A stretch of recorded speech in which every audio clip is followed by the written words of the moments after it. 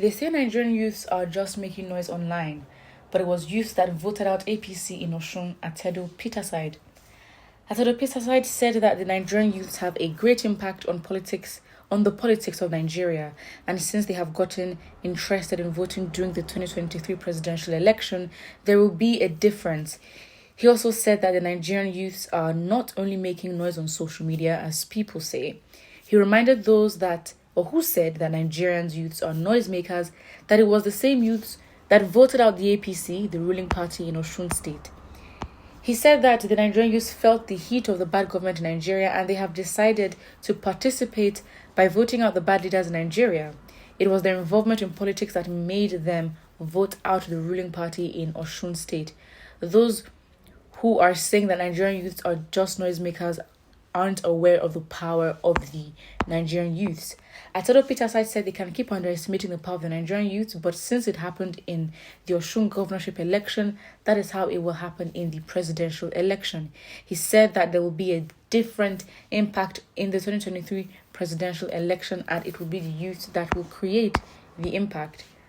The youth have woken up, and that thing that made them wake up, they won't rest until they get it. They have decided to take back their country, and they will surely take it back from the bad leaders. Absolutely. I think, again, looking at really the top three parties, APC, PDP, and Labour Party, you have APC and PDP, who you can say pretty much one party, and have been ruling for the last 20 years. And so all of a sudden, a party comes up, this individual is the presidential candidate, and blows over. So of course, I think them underestimating the Nigerian youth and just using terms such as noisemakers online is the same, noisemakers that literally made the country stop at the NSAS protest. And I think making such a movement, or that the movement as big as that, really showed the government that, the youths are actually very serious. And yes, the sacrifice was that a lot of the youths, they died. And it's not necessarily something that has a rosy ending, but really when it comes to making sure that Nigeria is better, the youth have proven that they will step out. And to be honest, again, especially online, you will find that those that are propagating or pushing narratives of the youths, really they are attacks on the Labour Party, to be honest.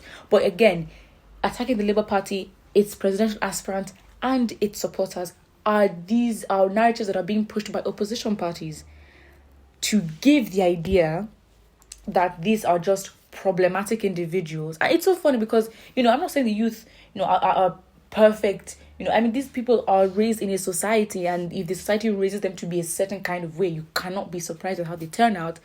But it's how you say they're leaders of tomorrow, and then the next thing, and you tell them the leaders of tomorrow, you say you're the one to change the country. The next thing you tell them, actually, you're not that important. So please, you're just noisemakers online. You don't have the capacity to make a change. And it's like, now to address the issue that the youth actually voted out the APC in Osun State, I'm not necessarily sure about that, because I think the youth definitely, okay, let's be honest now. The numbers in Osun State, of course, when you look at the youth, yes, is significant and will be impactful when it comes to who they vote for. But you have to understand that as much as we look at these parties that have been ruling for 20 years, really, whether we like it or not, they have done the work as a party to establish themselves. If a party says this is an APC state or a PDP state, like, they've worked so many years that it's not even hard. You look at the state, APC owns that, PDP, they've done the work. So I think for the Labour Party, yes, voting out the APC wasn't necessarily, which I think is a problem, wasn't necessarily because the youth wanted better. Again, I personally believe, the PDP worked harder because with the last elections, given the whole Adele case situation, the court just ruled that, we're looking at the votes again, and you didn't really win.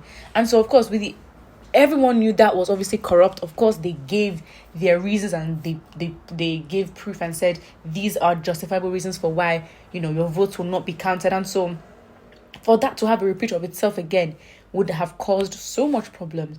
And so, you have the PDP in power right now, but I highly doubt that the youth were the ones to make that change. And if someone make a comment here. Your post is misleading. APC lost Osun because of a serious crack in the party, coupled with sympathy and love that people have for their Adeleke dynasty. Again, this is Davido's uncle.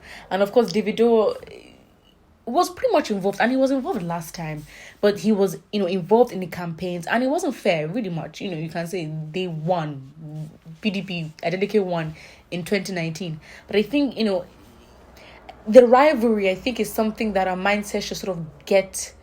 It's going to be hard, but really, I think if we get lost, in our sight of what we actually want to achieve, what it would literally become, it would just become competition, and it would become, we would intentionally build a hate for a party, and our decision would just be so narrow-minded to think, okay, fine, I'm voting out this party because I don't like them and I want this party to replace them.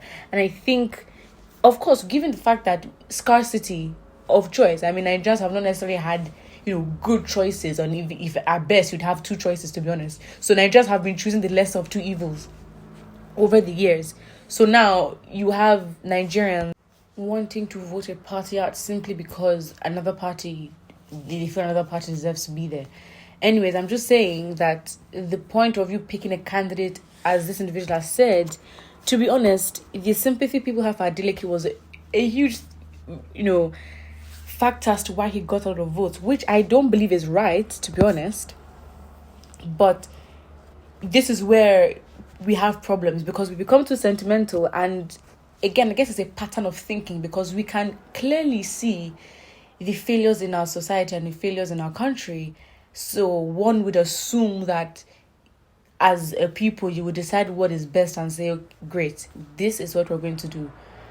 And we're choosing a leader based on the fact that he or she has the competence to fix these issues. But now, given that religion, ethnicity, and other types of sentiments, I mean, really, you have to now understand how a nation would arrive at a decision. Not just a nation, but a local government, a region, a state, and then a nation. That's how it really ends up as. Put what you think about this in the comment section below, and do not forget to like and subscribe.